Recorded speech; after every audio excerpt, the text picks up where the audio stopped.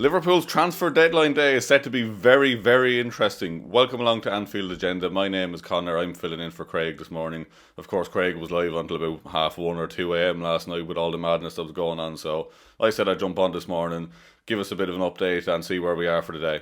You may or may not have seen, Liverpool agreed a deal to sign some Swedish striker last night. Alexander Isak? Never heard of the fella, never heard of his name mentioned once all summer, so don't know where this deal came out of. It's truly taken me by surprise anyway. But Fabrizio Romano, of course, last night gave us the here we go. We have a bit more details this morning. He said, Alexander Isak set for medical as he signs a 6-year deal until 2031 at Liverpool. Liverpool will pay about £125 million for the striker. The Newcastle journalists are briefing £130 million. I think it's pretty much Isak has waived some of his solidarity and loyalty payments of about £5 million, so that kind of buffs up the deal slightly for Newcastle side. But it's a weird one, really. Like, I've listened to Geordie fans all summer saying 150 million or piss off, so don't know, it's weird, isn't it? It's weird they just took 125 million after being told it's 150 all summer. Yeah, it's almost like we just took Newcastle for a walk and Richard Hughes just absolutely bitch slapped everyone this summer, didn't he? What a man. Wasn't familiar with his game, but 100% on board now. Jesus Christ, what a summer. We then had Craig Hope of the Daily Mail saying Alexander Isak will not receive a loyalty payment from Newcastle despite never handing in a transfer request. Newcastle have negotiated his loyalty payment out of his move, which is what we were speaking about a second ago. It's like, usually in these cases, if he hands in a transfer request, he kind of waives those, but given the magnitude of the transfer, I'm sure that just kind of eased it along and helped it over the line last minute. And of course, like, he'll be reimbursed more than fairly with his signing on bonus at Liverpool, so I'm sure he doesn't really care about that too much. More news here from Ben Jacobs. Alexander Isak's Liverpool medical is scheduled to begin late morning, so I presume we might get an announcement in the afternoon for him. Could be the evening. Like, once the documents are signed, the medical is done. It doesn't matter when we announce it, really. It could be after the 7 p.m. deadline, but rest assured, Alexander Isak will be a Liverpool player today, as long as the medical and all is fine. Like, there's absolutely nothing to worry about. The deal is done. Here we go, given by everyone. So yeah, nothing to worry about that one. We'll get an announcement at some point, so keep an eye out for that one. The really interesting one for today, of course, is going to be Mark Guehi of Crystal Palace. Like, we've seen some reports yesterday and in recent days that Liverpool pretty much have agreed a fee with Crystal Palace of about £35 million plus either 5 million add-ons or 10% sell-on clause. But there seems to be no issues with the fee, let's say. But Crystal Palace are still kind of just wondering whether they want to keep him or whether they want to sell him this summer. We've heard Steve Parish say a number of times that the likes of Crystal Palace can't be keeping players like Mark Guehi and letting them go for free. So the clock is ticking for them to find a replacement, really. Like we've seen this morning, so Paul Gorst said Liverpool remain locked in talks over an agreement for Mark Guehi, with Oliver Glasner demanding a replacement to sign before Guehi can leave.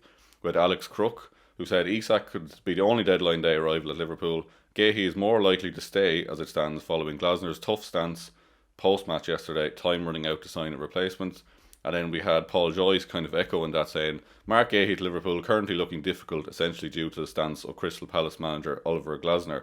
I can see from their point of view, like, they don't want to leave themselves short, but like Steve Parish has said, they can't afford to let him go for free. A player of, like, in all honesty, he's probably worth 75 to 80 million pounds in if he had a couple of years left on his contract. So to even get 35 or 40 is underwhelming for Crystal Palace with the magnitude of the player, and it's an absolute bargain for us whether we get him now for 35-40 million or for free next summer, or possibly maybe 20 or 25 million in January. So can fully understand their situation, but my gut feeling would be that we will see Mark Guehi at Liverpool probably by the end of today, because we do have some news here as well. Charlie Parker Turner has said Crystal Palace have an agreement to sign Igor from Brighton on a season-long loan. Igor, of course, is a centre-back, so maybe that could be the one that gets the ball moving here for Mark Guehi to join Liverpool. We've seen links with Joe Gomez and AC Milan today and yesterday. We've seen Crystal Palace also linked with him. A lot of people kind of suggesting, why don't we just send them Joe Gomez on loan for the season? That unlocks Mark Guehi to come to Liverpool. But I can only presume Joe Gomez isn't that interested in the Palace move, otherwise that might have happened. Don't rule it out now, of course, like anything can happen on deadline day, but I think if Mark Guehi comes in, I would expect Joe Gomez to sign for AC Milan, which I can see from his point of view, like, go live in Italy, play for AC Milan. I think that's a bit more of an enticing project than Crystal Palace at the minute. I know they have European football, but it's a step up, like, in fairness, isn't it? Like, I can understand Joe Gomez is thinking there if he's not too happy about being kind of pushed into this Crystal Palace move if he has other options on the table. Another one to keep an eye on today, of course, is Harvey Elliott. We had an update from Lewis Steele saying no official bids for Harvey Elliott yet, but still a possibility he leaves today if the money is right. Now Alexander Isak is joining. I'm just going to go back and read that sentence once more. Now that Alexander Isak is joining, that's right, Liverpool have signed Alexander Isak. I don't know if you've heard of it or not. Leipzig have approached Liverpool for Harvey Elliott, but their offer is just not getting anywhere near the £50 million asking price that Liverpool want. So, one to watch on deadline day. Wouldn't expect him to leave, but wouldn't be shocked if he left either. I personally would hold on to him. Like, I know we're getting in Isak again. We're getting Isak, but we don't have a huge amount of attackers, do we? Like, I know he generally number 10, but he can play off the right as well. So I'd be keeping Harvey Elliott around if possible. If the money's too good to turn down, he wants to leave, then fair enough. But I think I would be keeping him personally. Some other news to keep an eye on around the Premier League today as well, of course. We have Romano again here saying Donnarumma joins Man City, agreement now sealed. Transfer fee worth over €30 million up to €35 million. Package as Paris Saint-Germain accept to sell their goalkeeper. Donnarumma signs long-term deal at Man City with a medical book for the day. New goalkeeper for Pep, new giant citizen in town.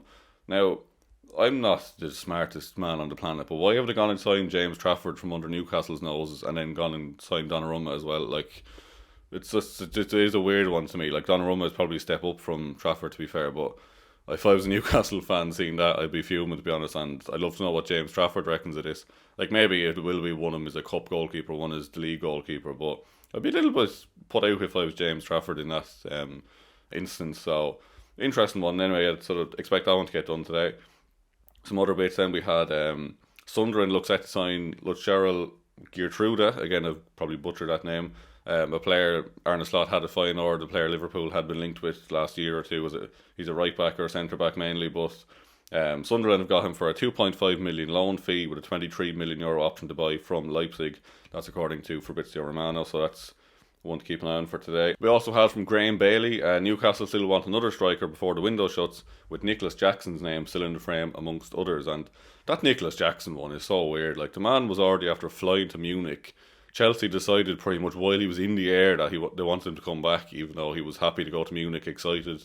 He didn't want to stay at Chelsea. He was pretty much told he wasn't needed, and then suddenly he's getting called back. And I hope for his sake he does get a move this summer for a club that he actually wants to join. Like, he doesn't want to be at Chelsea. Whether Newcastle come back in with a permanent offer or not and he gets to go there is another question, but I think he's been absolutely shafted there, like flying over to join Bayern Munich and then being carted back straight away. It's just, no, I don't like that. I don't like when players get shafted that way. That's all the news for this morning anyway. I will jump back on if anything breaks, if we sign Mark Guehi, if Isak is announced officially. We'll have plenty of news today. Keep an eye on our Twitter, keep an eye on our WhatsApp channel, keep an eye on our Instagram. Just follow us everywhere, just Anfield Agenda on everything. So keep up to date with everything. Thanks very much for watching. I will talk to you soon, I'm sure. See you soon.